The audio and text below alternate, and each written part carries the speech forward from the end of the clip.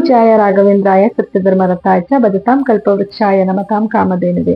ನನ್ನ ಸಮಸ್ತ ಗುರುಗಳಿಗೂ ಕೂಡ ವಂದನೆಗಳನ್ನ ಅರ್ಪಿಸ್ತಾ Bits of India Kannada channel ವೀಕ್ಷಕರೆಲ್ಲರಿಗೂ ಕೂಡ ವಿಭಾ ಶೆಟ್ಟಿ ಮಾಡುವ ನಮಸ್ಕಾರಗಳು. ದಿನ ಭವಿಷ್ಯ ಕಾರ್ಯಕ್ರಮಕ್ಕೆ ತಮಗೆಲ್ಲರಿಗೂ ಸ್ವಾಗತ. ಈ ದಿನ ಅಂದ್ರೆ 27/12/2025 ಶನಿವಾರದ ದಿನ. ಇವತ್ತಿನ ದಿನ ಪೂರ್ವಭಾದ್ರ ನಕ್ಷತ್ರವಿರಲಿದೆ.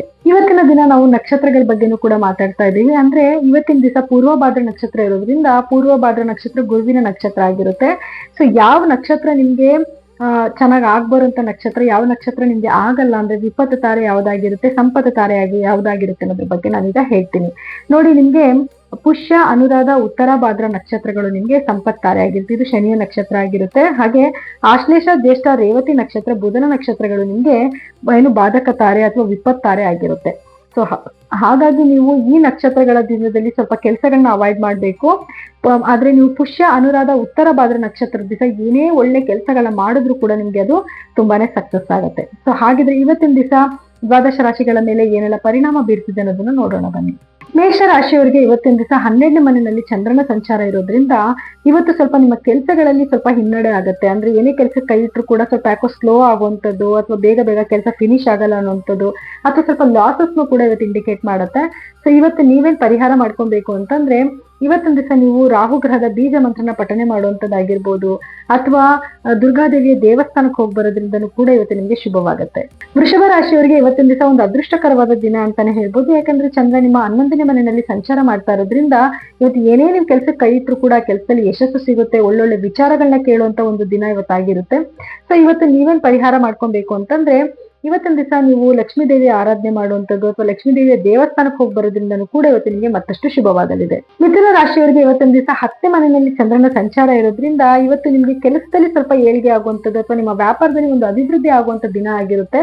ಸೊ ಇವತ್ತು ನೀವೇನ್ ಪರಿಹಾರ ಮಾಡ್ಕೊಬೇಕು ಅಂತಂದ್ರೆ, ಬುಧ ಗ್ರಹದ ಬೀಜ ಮಂತ್ರನ ಪಠನೆ ಮಾಡುವಂಥದ್ದು ಅಥವಾ ವಿಷ್ಣು ಸಹಸ್ರನಾಮ ಕೇಳೋದ್ರಿಂದನೂ ಕೂಡ ಇವತ್ತು ನಿಮ್ಗೆ ಮತ್ತಷ್ಟು ಶುಭವಾಗಲಿದೆ. ಕಟಕ ರಾಶಿಯಲ್ಲಿ ಹುಟ್ಟಿರೋರಿಗೆ ಇವತ್ತಿನ ದಿವಸ ನಿಮ್ಮ 9ನೇ ಮನೆಯಲ್ಲಿ ಚಂದ್ರನ ಸಂಚಾರ ಇರೋದ್ರಿಂದ ಇವತ್ತೊಂದು ಅದೃಷ್ಟಕರವಾದ ದಿನ ಅಂತಾನೆ ಹೇಳ್ಬೋದು. ಏನೇ ಕೆಲಸ ಮಾಡಿದ್ರು ಕೂಡ ಕೆಲಸದಲ್ಲಿ ಯಶಸ್ಸಾಗುವಂಥದ್ದು, ಕೆಲಸಗಳು ಬೇಗ ಫಿನಿಶ್ ಆಗುವಂಥದ್ದು ಮತ್ತೆ ಒಳ್ಳೆ ವಿಷಯಗಳನ್ನ ಕೇಳುವಂತ ದಿನ ಆಗಿರುತ್ತೆ. ಸೊ ಇವತ್ತು ನೀವೇನ್ ಪರಿಹಾರ ಮಾಡ್ಕೊಬೇಕು ಅಂತಂದ್ರೆ, ಇವತ್ತು ನೀವು ಚಂದ್ರನ ಧ್ಯಾನ ಮಾಡೋದು ಅಥವಾ ಸುಬ್ರಹ್ಮಣ್ಯ ಸ್ವಾಮಿಯ ಧ್ಯಾನ ಮಾಡೋದ್ರಿಂದನೂ ಕೂಡ ಇವತ್ತು ನಿಮ್ಗೆ ಶುಭವಾಗಲಿದೆ.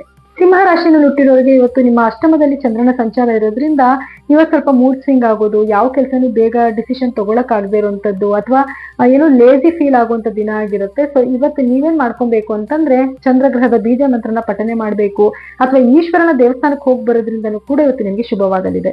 ಕನ್ಯಾ ರಾಶಿಯಲ್ಲಿ ಹುಟ್ಟಿರೋರಿಗೆ ಇವತ್ತಿನ ದಿವಸ ನಿಮ್ಮ ಸಪ್ತಮದಲ್ಲಿ ಚಂದ್ರನ ಸಂಚಾರ ಮಾಡ್ತಾ ಇರೋದ್ರಿಂದ ಇವತ್ತು ಗಂಡ ಹೆಂಡತಿ ಮಧ್ಯದಲ್ಲಿ ಒಂದೊಳ್ಳೆ ಬಾಂಡೇಜ್ ಕ್ರಿಯೇಟ್ ಆಗುವಂಥದ್ದು, ಪ್ರೀತಿ ವಿಶ್ವಾಸ ಜಾಸ್ತಿ ಆಗುವಂಥದ್ದು ಅಥವಾ ಅವ್ರ ಜೊತೆ ಕಾಲ ಕಳೆಯುವಂತ ದಿನ ಆಗಿರುತ್ತೆ. ಸೊ ಇವತ್ತಿನ ದಿವಸ ನೀವೇನ್ ಪರಿಹಾರ ಮಾಡ್ಕೊಬೇಕು ಅಂತಂದ್ರೆ, ಇವತ್ತು ನೀವು ಲಕ್ಷ್ಮೀ ನರಸಿಂಹಸ್ವಾಮಿಯ ದೇವಸ್ಥಾನಕ್ಕೆ ಅಥವಾ ಲಕ್ಷ್ಮೀ ನಾರಾಯಣನ ದೇವಸ್ಥಾನಕ್ಕೆ ಹೋಗಿ ಬರೋದ್ರಿಂದ ಇವತ್ತಿನ ದಿವಸ ನಿಮ್ಗೆ ಮತ್ತಷ್ಟು ಶುಭವಾಗಲಿದೆ. ತುಲಾ ರಾಶಿಯಲ್ಲಿ ಹುಟ್ಟಿರೋರಿಗೆ ಇವತ್ತಿನ ದಿವಸ ಸ್ವಲ್ಪ ಚಾಲೆಂಜಿಂಗ್ ಡೇ ಅಂತಾನೆ ಹೇಳ್ಬೋದು. ಏನೇ ಕೆಲಸಕ್ಕೆ ನೀವು ಕೈ ಇಟ್ಟರು ಕೂಡ ಆ ಕೆಲಸದಲ್ಲಿ ಸ್ವಲ್ಪ ನಿಮ್ಗೆ ಏನು ಯಶಸ್ಸು ಸಿಗುವಂತ ದಿನನೂ ಕೂಡ ಆಗಿರುತ್ತೆ. ಅಂದ್ರೆ ಈಗೇನೋ ನಿಮ್ಗೆ ಕೋರ್ಟಲ್ ಕೇಸ್ ಏನಾದ್ರು ಇತ್ತು ಅಂದ್ರೆ ಕೇಸ್ ನಿಮ್ ಕಡೆ ಆಗುವಂಥದ್ದು, ಶತ್ರುಗಳ ಬಗ್ಗೆ ಕೇಳುವಂಥದ್ದು, ಶತ್ರುಗಳ ಮೇಲೆ ನಿಮ್ಗೆ ಜಯ ಸಾಧಿಸುವಂತ ದಿನ ಕೂಡ ಆಗಿರುತ್ತೆ. ಸೊ ಇವತ್ತಿನ ದಿವಸ ನೀವೇನ್ ಪರಿಹಾರ ಮಾಡ್ಕೊಬೇಕು ಅಂದ್ರೆ, ಲಕ್ಷ್ಮೀ ನರಸಿಂಹಸ್ವಾಮಿ ದೇವಸ್ಥಾನಕ್ಕೆ ಹೋಗಿ ಬರೋದ್ರಿಂದ ಇವತ್ತು ನಿಮ್ಗೆ ಮತ್ತಷ್ಟು ಶುಭವಾಗಲಿದೆ. ವೃಶ್ಚಿಕ ರಾಶಿಯಲ್ಲಿ ಹುಟ್ಟಿರೋರಿಗೆ ಇವತ್ತಿನ ದಿವಸ ಚಂದ್ರನು ನಿಮ್ಮ 5ನೇ ಮನೆ ಮೇಲೆ ಸಂಚಾರ ಮಾಡ್ತಾ ಇರೋದ್ರಿಂದ ಇವತ್ತಿನ ದಿವಸ ನಿಮ್ಮ ಮಕ್ಕಳಿಂದ ನಿಮ್ಗೆ ಖುಷಿ ಪಡುವಂತ ದಿನ ಆಗಿರುತ್ತೆ.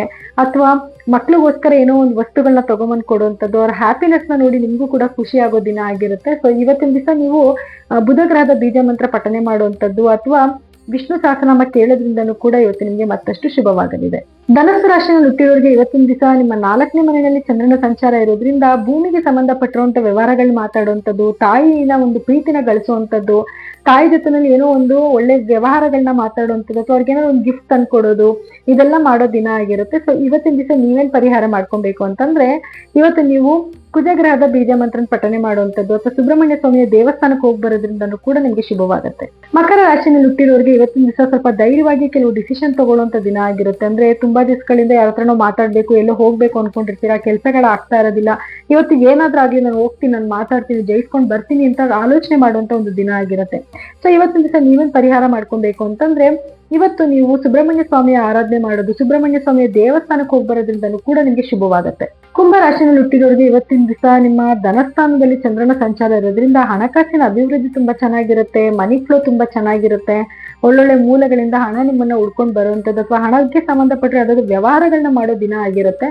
ಸೊ ಇವತ್ತು ನೀವೇನ್ ಪರಿಹಾರ ಮಾಡ್ಕೊಬೇಕು ಅಂತಂದ್ರೆ ಲಕ್ಷ್ಮೀ ದೇವಿಯ ಆರಾಧನೆ ಮಾಡುವಂತದ್ದು ಅಥವಾ ಲಕ್ಷ್ಮಿಯ ಒಂದು ಸ್ತೋತ್ರಗಳನ್ನ ಕೇಳೋದ್ರಿಂದನೂ ಕೂಡ ಇವತ್ತು ನಿಮ್ಗೆ ಶುಭವಾಗುತ್ತೆ. ಮೀನ ರಾಶಿನಲ್ಲಿ ಹುಟ್ಟಿದವರಿಗೆ ಲಗ್ನದಲ್ಲಿ ಚಂದ್ರನ ಸಂಚಾರ ಇರೋದ್ರಿಂದ ಸ್ವಲ್ಪ ಮೂಡ್ ಸ್ವಿಂಗ್ ಆಗುವಂತದ್ದು, ಯಾವ ಕೆಲಸನೂ ಕೂಡ ಮಾಡೋದಕ್ಕೆ ಇಂಟ್ರೆಸ್ಟ್ ಬರಲ್ಲ, ಸಮ್ಟೈಮ್ ಇಂಟ್ರೆಸ್ಟ್ ಬರುತ್ತೆ, ಆತರ ಸ್ವಲ್ಪ ನಿಮ್ಗೆ ಇವತ್ತು ಏನು ಕನ್ಫ್ಯೂಷನ್ ಇರುವಂತ ದಿನ ಆಗಿರುತ್ತೆ. ಸೊ ಇವತ್ತು ನೀವೇನ್ ಮಾಡ್ಬೇಕು ಅಂದ್ರೆ ಚಂದ್ರಗ್ರಹದ ಬೀಜ ಮಂತ್ರನ ಪಠನೆ ಮಾಡೋದು ಅಥವಾ ಈಶ್ವರನ ದೇವಸ್ಥಾನಕ್ಕೆ ಹೋಗಿ ಬರೋದ್ರಿಂದನೂ ಕೂಡ ಇವತ್ತು ನಿಮ್ಗೆ ಮತ್ತಷ್ಟು ಶುಭವಾಗಲಿದೆ. ಇನ್ನು ಇದಾಗಿತ್ತು ದ್ವಾದಶ ರಾಶಿಗಳ ಈ ದಿನದ ಫಲಾನುಫಲಗಳು. ಇನ್ನ ನಾಳಿನ ದಿನ ಭವಿಷ್ಯ ಕಾರ್ಯಕ್ರಮದಲ್ಲಿ ಮತ್ತೆ ನಾನು ನಿಮ್ಮನ್ನ ಭೇಟಿ ಮಾಡ್ತೀನಿ. ಎಲ್ಲರಿಗೂ ಕೂಡ ನನ್ನ ಧನ್ಯವಾದಗಳು.